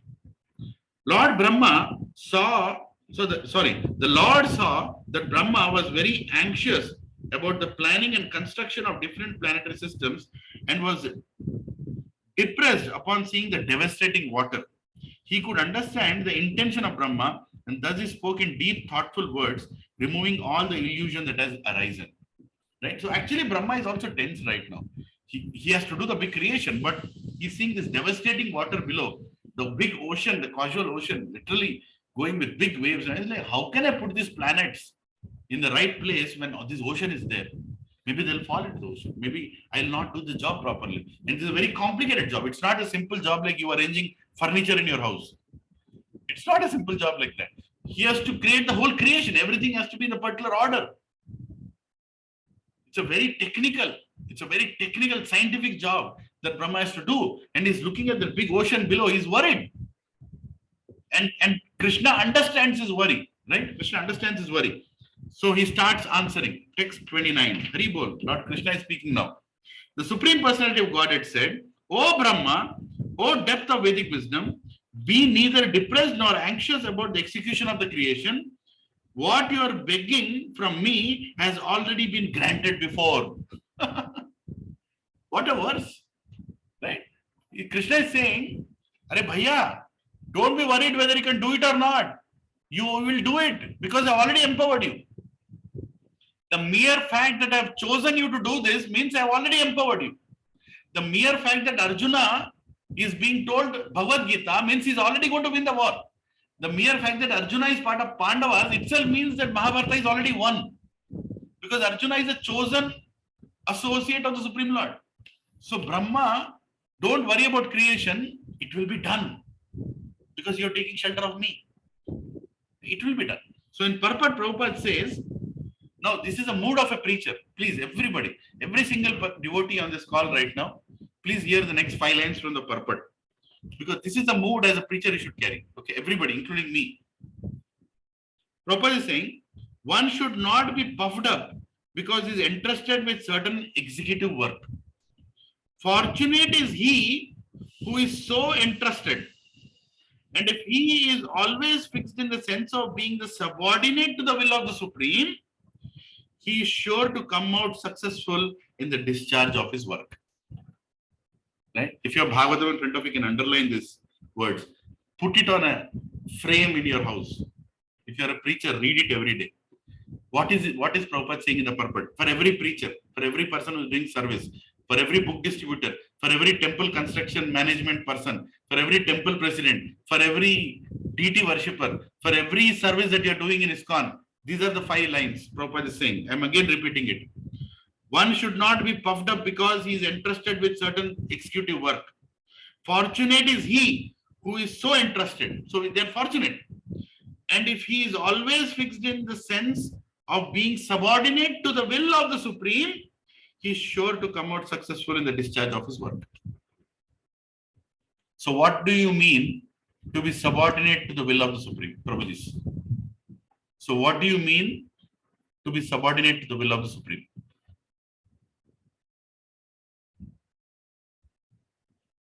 If you do that, then you are successful. What does it mean to be subordinate to the will of the Supreme?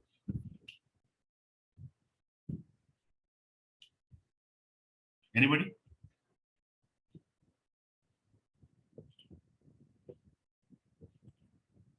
Hare Krishna.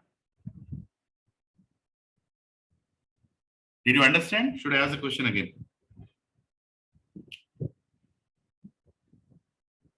Yes, Prabhuji. Yes, Prabhuji, can you ask for? Yeah. So, Prabhupada is saying, if you are subordinate to the will of the Supreme, then you will be successful in any service you are doing. And that is the mood of the service. That is how you should be in. So, what does it mean to be subordinate to the will of the Supreme? It means that we are accepting the parampara and we do not want anything to present ourselves. Prabhuji. We are accepting the parampara and the orders and their orders. Wonderful. Thank you, Kitchen Guru. Yes. So, accepting the orders of the parampara, accepting the orders of Siksha Guru, accepting the orders of the Diksha Guru, accepting the orders of the seniors for your betterment. That means accepting the Supreme Lord's will. Accepting the Supreme Lord's will doesn't mean that Lord will appear like he is appearing in front of Brahma and speak to you. He will speak through your Siksha Gurus, through your Diksha Guru, through your seniors, through your peers, sometimes even through your juniors. Be ready to accept orders in satsang. Right? So that is being subordinate. Text 30, Supreme Lord is saying, O Brahma, situate yourself in penance and meditation and follow the principles of knowledge to receive my favor. By these actions, you will be able to understand everything from within your heart. He's saying, follow the principles of religion that I have established. In Purport, Prabhupada is saying, the Lord instructed him that when he meditated, he would very easily know where and how the planetary systems must be arranged. The directions were to come from within, and there was no necessity for anxiety in that task. So, Prabhuji and Matajis, if you want to sincerely serve Krishna, please hear this, everybody. If you want to sincerely serve Krishna, most important thing that you should have is a desire to serve him properly. A desire that I want to do this big Krishna. I want to give everything Krishna. I want this to be the best Krishna. I want this to be for your pleasure Krishna. You should have that will. If you, I'll start Prabhuji, I'll call, I'll send one message, whoever will come, I'll start the satsang. No! What are you doing here? You are serving the Supreme Lord. Be serious about it. For your birthday, only if ants come, that's okay. You and the ants can eat the cake together. But this is for the Supreme Lord. Don't try to call people like the way you call people to your birthday or your anniversary. No. Call people to serve the Supreme Lord. Make your plan. Use your intelligence. Now, Krishna is telling here that, with my favor, it will happen. And Prabhupada is saying, how to arrange the planets, Krishna will tell. Because he's going to empower you. Provided you are enthusiastic to do it. Brahma is enthusiastic to serve. He has to do such a complicated work. Kyun karega Brahma itna complicated work? Tell me why he has to do all this creation. He can nicely sit and enjoy, right? I mean, whatever other role that he gets. Being Brahma is not easy. Huh? It's such a complicated job he has to do. But he's doing that for serving the Supreme Lord. And Supreme Lord is going to instruct him from within to do such a complicated work. In the same way, Krishna will instruct you to do the best satsang. Successful in your satsang. Successful in your services, even as a book distributor, provided you are enthusiastic and you are willing to take the shelter of the Supreme Lord. He will give you the intelligence to organize the satsang for 10,000 people. You can book Gachibowli Stadium to conduct satsang, provided you have the desire. You cannot even fill a small room for people to conduct satsang if you don't have desire. Are you all understanding what I'm saying? Sky is the limit to serve Krishna. Sky is the limit to serve Krishna, provided you have the desire. If you are limiting yourself, that means your desire is not strong. Prabhuji and Mataji, when I say sometimes that let's book the Gachibowli Stadium to conduct satsang, some people laugh. Ye pagal ho gaya. Arey, Brahma is booking the entire world to serve Krishna. Are you understanding? He is booking the entire universe. Why is he creating all this universe, by the way? So the conditioned souls will become devotees. So Brahma is going to conduct satsang. You all understanding? This whole universal activity that Brahma is going to do, is he preparing for a satsang? Nothing different. Mic set, stand, Vyasasan, carpets, prasadam, all this is preparation. It is no different than creation of Brahma. Brahma is creating this for what? To serve the Supreme Lord. Did everybody understand this point?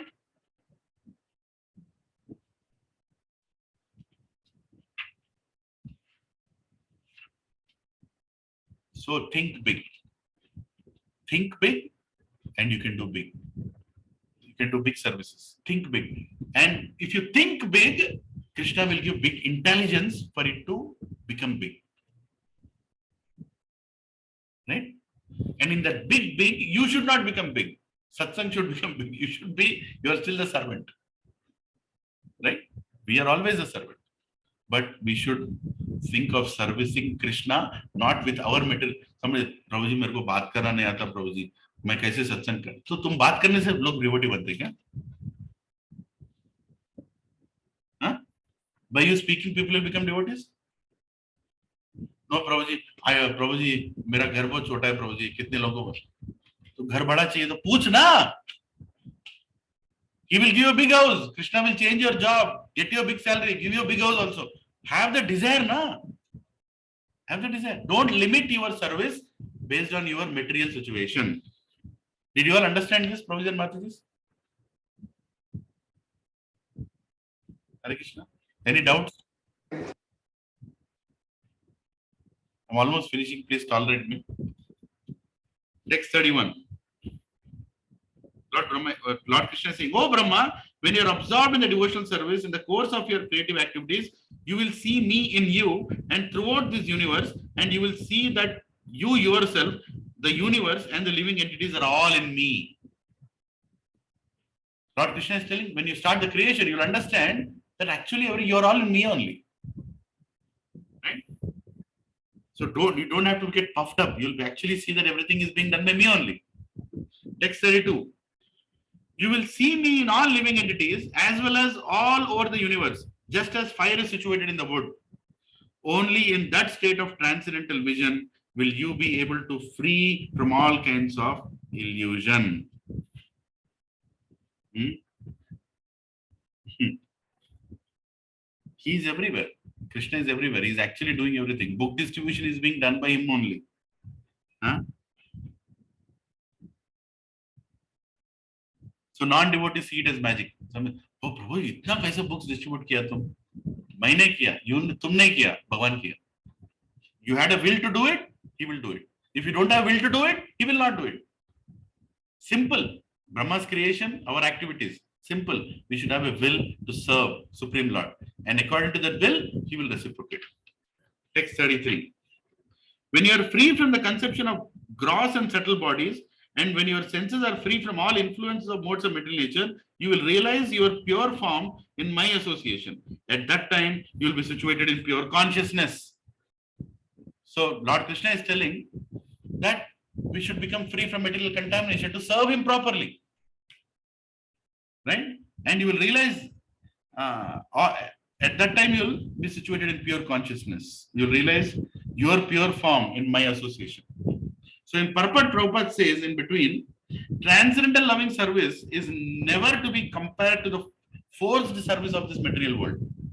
Please, important part. He says, transcendental loving service, that is bhakti, is never to be compared to the forced service in material world. So don't be forced to do service in satsang. You'll never be forced in satsang. But you should voluntarily force yourself to do service.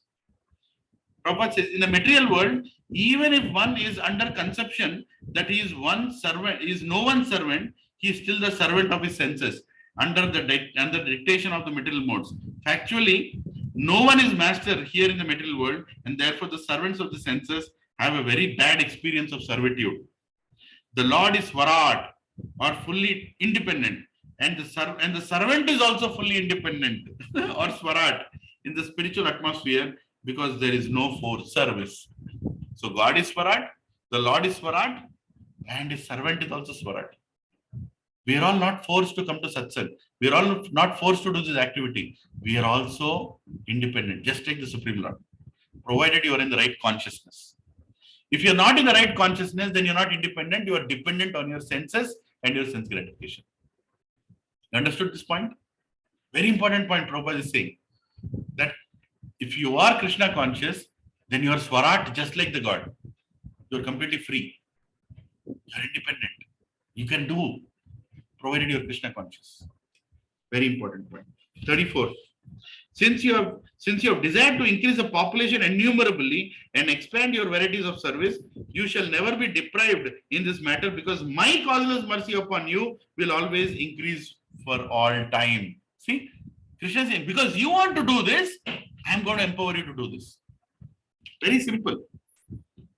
Again, preacher's spirit to preach new people. First 3 lines, Prabhupada says, a pure devotee of the Lord, being cognizant of the fact of the particular time, object, and circumstances, always desires to expand the number of devotees of the Lord in various ways. That is the consciousness of pure devotee. He is always thinking, how can I give Krishna to many? How can I Krishna to many? How can I give? He's not thinking I should become famous. How can I do this service? How can I do this service? To please Krishna. Mood of a preacher. Text 35. Lord Krishna is saying, you are the original Rishi. Because your mind is always fixed on me, even though you will be engaged in generating various progeny, the vicious mode of passion will never encroach upon you. See, we say that Lord Brahma is dealing the people in the mode of passion, but he is not in passion. Because Lord Krishna has declared here that you will never be in passion. You need passion to create, but you will not be in passion. Here is the proof. Krishna is saying, you will not be in passion. Arjuna, Purport Prabhupada is saying, Arjuna is found to be similarly bewildered. All such bewilderment of the pure devotee of the Lord is specifically meant for their advancement in knowledge of the Lord. Prabhupada Mataji is being bewildered is good. In service, being bewildered is good, because that will make us advanced. Arjuna's bewilderment led to Bhagavad Gita. Isn't it? Arjuna became bewildered, and that's the reason Bhagavad Gita came. Brahma's bewilderment before creation resulted in Brahma's prayers. Chapter 9 in Bhagavatam. If Brahma would have just started creation, this chapter would not have been there. He became bewildered. He wanted to take shelter. So this chapter came. So our bewilderment in our spiritual life will result to something auspicious. Something very special. We will be bewildered provided we do some service. Text 36. Although I am not easily knowable by the conditioned soul, you have known me today because you know that my personality is not constituted of anything material, and specifically not of the 5 gross and subtle elements. So very clear. Brahma is glorifying, in the purport Prabhupada says, Brahma is glorifying the Supreme Lord, that is spiritual. And Supreme Lord is confirming that yes, none of this affects me. I'm completely spiritual. And people who think that I'm material, like in Bhagavad Gita 9.11, Avajananti Mam Mudha, they are fools who think that I'm material. Text 37. When you were contemplating whether there was a source to the stem of the lotus of your birth, and you even entered into that stem, you could not trace out anything. But at the time I manifested my form from within. Right? Here Prabhupada is saying the personality of God cannot be seen with material eyes, but he can be seen from within by spiritual eyes opened by the ointment of love of Godhead. Prabhupada's personal endeavor to see the root, Brahma's personal endeavor to see the root of the lotus pipe failed because the Lord was satisfied with his penance and devotion. He revealed himself from within with no external endeavor. So, Prabhupada and Mataji's, don't try to see God. Does anyone remember that instruction of Bhaktisiddhanta Saraswati? Can anyone repeat that? We should not try to see God. We should try to serve God in such a way that God wants to see. Exactly. That's the mood here. That's the verse. Krishna is telling here, Bhaktisiddhanta is confirming. Krishna is saying here, Brahma, I'll repeat the translation. Please hear.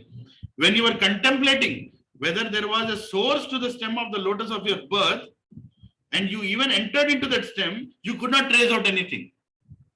You was trying to see God. But at the time, I manifested my form from within. Because I saw your penance, I saw your tapasya, I manifested from within. So serve the Lord in such a way that Krishna comes to see you. That is the instruction. Text 38. O Brahma, the prayers that you have chanted This is very important one. Amazing, please. O Brahma, the prayers that you have chanted, praising the glories of my transcendental activities and penances you have undertaken to understand me and your firm faith in me, all these are to be considered by my causeless mercy. How is this possible? How can you understand this? He's saying even the prayers are my causeless mercy. Even your ability to pray me is my causeless mercy. So everything is him only. Only desire is ours. Only desire is ours. He's giving everything. Huh? This is what? So the first four lines of the purport. When a living entity desires to serve the Supreme Lord in transcendental loving service, the Lord helps the devotee in so many ways as the Chaitya Guru or the spiritual master within, and thus the devotee can perform many wonderful activities beyond the material estimation. Devotee can perform many wonderful activities beyond the material estimation. I'm repeating it again. A devotee can perform many wonderful activities beyond the material estimation. Nukum karoti vachalam pangum langayate girim yat kripah tamaham mande Shri Guru Dinatarinam Shri Paramananda Madhavam Shri Chaitanya Ishwaram. Are you understanding? Simple. When we are sincere in our service, we can do things that even we don't know we can do. Brahma created the creation. He never could create because he took shelter, he could create. Text 39. I am very much pleased. I am very much pleased by your description of me in terms of my transcendental qualities. Now, very important verse. Please, and we are concluding this end. Brahma is saying, I am very much pleased by your description of me. What description? First 25 verses. Lord Brahmaji is saying, what is he saying? Lord, you are this, you are great, you are merciful, you are benevolent, you are outside your creation, yet inside the creation. Your incarnations are coming to establish the principles. And no materialistic people can take advantage of you. They are very unfortunate if they don't come to you. All these prayers, 25 prayers that we read yesterday and today, Lord Krishna is happy with those prayers. And what is he saying? I am very much pleased by your description of me in terms of my transcendental qualities, which appear mundane to the mundaners. Non-devotees will not like it. I grant you all benediction in your desire to glorify all the planets by your activities. So he's saying, now you can go and preach in all the planets. I'm very happy. Right? Create this creation and the service that you wanted to do for me of helping devotees get cultivated in all the planets, you can go ahead and do it now. Because what you preached is right. Introduction is right. So Prabhupada says in the first 3 lines of purport, a pure devotee of the Lord like Brahma and those in the line in the disciplinic succession always desire that the Lord be known to all the universe by each and every one of the living entities. So Brahma is creating a universe for what? How many people before coming to ISKCON knew that Brahma is a devotee of Krishna doing the creation to please Krishna? How many of you knew? We only knew Krishna is a creator, that's all. We never knew he is doing that creation to serve Krishna. This is confirmed here, right? In this prayer.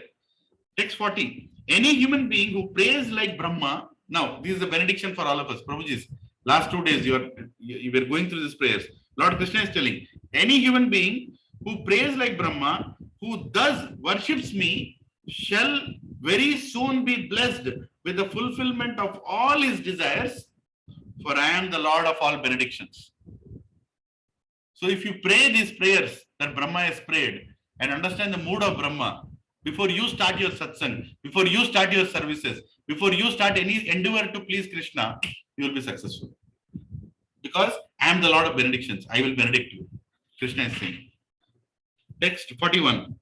In this, it is the opinion of the expert transcendentalist that the ultimate goal of performing all traditional good works, penances, sacrifices, charities, mystic activities, trances, etc., is to invoke my satisfaction. Krishna is very simple. He's saying, whatever that you are trying to do, it should be for my satisfaction. Then it will be successful. Right? And Prabhupada says in the first line of the first paragraph, little bit of paragraph, he says, there are many traditionally pious activities in the human society, such as altruism, philanthropy, nationalism, internationalism, charity, sacrifice, penance, and even meditation in trance. And all of them can be fully beneficial only when they lead to the satisfaction of the Supreme Personality of Godhead. The perfection of any activity, social, political, religious, or philanthropic, is to satisfy the Supreme Lord. Samsiddhir. What? Samsiddhir? That should be the goal. And Prabhupada ends the purport saying, if the Lord is satisfied by an action, whatever it may be, then it is successful. Otherwise, it is simply waste of time. Simply waste of time. Text 42. I am the super soul in every individual. I am the supreme director and the dearest. People who are wrongly attached to the gross and subtle bodies, but they should be attached to me only. One cannot be factual. Prabhupada says in the purport, one cannot factually love anything unless he is fully developed in loving service to the Lord. What a statement. He's saying one cannot be you cannot love anybody if you don't love Krishna. Prabhupada is saying, if you don't love Krishna, you cannot love anybody. So the so-called love of the people outside, Manava Seva, Madhava Seva, all that, it is not possible if they don't have Madhava Seva. If anybody cannot love God, an atheistic person doesn't love his wife, doesn't love his children also. He is just using his wife and using his children. Are you all following? This is what Prabhupada is saying. Yes, Prabhu. Text 43. By following my instructions, you can now generate the living entities as before. Now he's telling, now we can go ahead. By following my instructions, you can now generate the living entities as before by dint of your complete Vedic wisdom and the body you have directly received from me, the supreme cause of everything. Text 44, final verse. Maitreya Muni is concluding, saying the sage Maitreya said, after instructing Brahma, the creator of the universe, to expand the primeval Lord, the personality of Godhead in his personal form as Narayana disappeared. He appeared and he disappeared. And these 44 verses were chanted when he appeared and disappeared. Thus ends the Bhakti-Vedanta purport. So third canto, 9th chapter of the Srimad Bhagavatam, entitled Brahma's Prayers for Creative Energy. Shri Brahma ki Jai. Shri Brahma Madhva Gaudiya Sampradaya ki Jai. These are the prayers of Lord, our Acharya, right? The most dearest prayers. So thank you very much. I delayed by a few minutes. Please forgive me. If you have not chanted your rounds completely, please finish them before you do anything else. And please come. Whoever is coming to Prasad Prabhu's house for praying for his mother's soul, please come. I am also coming there for some time. I'm going through some personal challenges, so I might not be there for long. But please come there and do the prayers. And let us all do the creation for the satisfaction of Supreme Lord. Any doubts? Or any reflections? How did you feel the Brahma's prayers were? Were they instructive?